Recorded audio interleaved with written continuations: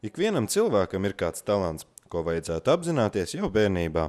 Un, lai arī tagad jau vairāk dzirdam, ka jauniešus pārsvarā interesē dažādas mūsdienu tehnoloģijas, ir bērni, kurus vairāk saista grāmatas, un kuri jau pat skaidri zina, ka nākotnē vēlas kļūt par rakstniekiem. Var jau būt, ka mums iekšā tas rakstīšanas prieks ir, bet reiz mums pietrūkst varbūt tādas uzņēmības, varbūt tādas mazliet arī savreiz kritikas.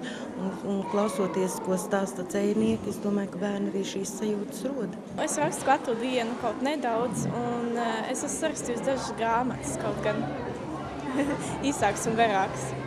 Un kur tad tāda interese tev radās? Es sāku rakstīt apmēram 7 gadu vecumā, kaut kādas mazas stāstiņas, un pamazām man ļoti patīk lasīt grāmatas, un man pašai iznāca doma prātā, varbūt es pat arī var kaut ko uzrakstīt. Parasti man grāmatas rakstās no sapņiem, ko es esmu nosapņojis, un pēc tam es uzrakstu to grāmatu. Kāpēc vispār raksti? Kāpēc neatstāji to pie sevis? Tāpēc, ka es domāju, ka arī citiem patiktu tās grāmatas, gribu, lai viņi redz tādus tik skaistus piedzīvojumus un sapņus. Tāpēc, lai arī dotu iespēju dzirdēt un salīdzināt savu rakstīto ar to, ko citi bērni ir sacerējuši, notiek dažādi literāro darbu konkursi.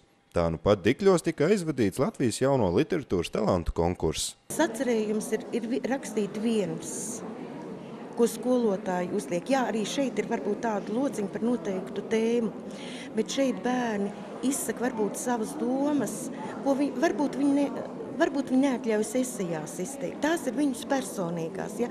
Jo pēc būtības jau šos darbus lasa žūrī un viņi paši. Tā ir varbūt izsāpēta sāpe, varbūt kaut kas nesaprast, kas ar mums šodien notiek, kas ar mums Latvijā notiek. Jūs zināt, bērnu darbi ir ļoti, ļoti dziļi, ja viņas palasa, tos nevar lasīt bez emocijām.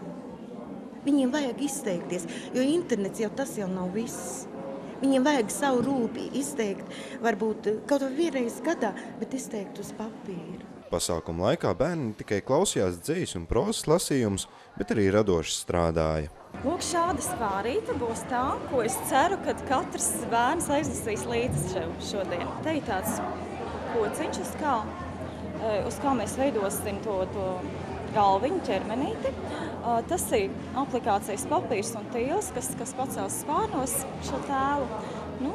Stieplīt ar atstiņām, krāsu un veidosies tās.